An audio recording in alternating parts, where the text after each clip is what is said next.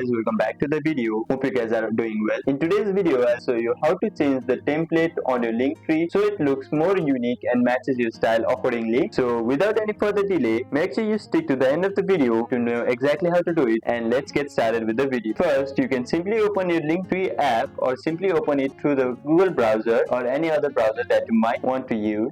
For now, I will use the Linktree app itself. Now in here, you can simply click on more option that is on the bottom of your page, and here you can simply toggle this dark mode on to change your theme. If you don't want this, simply click on the settings option and you will see how to do it from here as well. Simply scroll. You can adjust your appearance tab or your theme at the starting when you create your account, or otherwise simply through other places as well, or simply go to your links option and click on preview. You will see how your links will appear, or simply click on design to design how they will look. As you can see, here are all the different designs that you might want to use. For now, I will simply use one of them. It will take some time to download it, but after that it will appear like this on your screen. Once you have selected your template, simply click on save and your link tree will now have a fresh new look for your visitors. And that's it. Changing your link tree template is super simple. If this tutorial helped you out, make sure to like and subscribe for more quick tips. Thank you for watching, and I'll see you in the next one.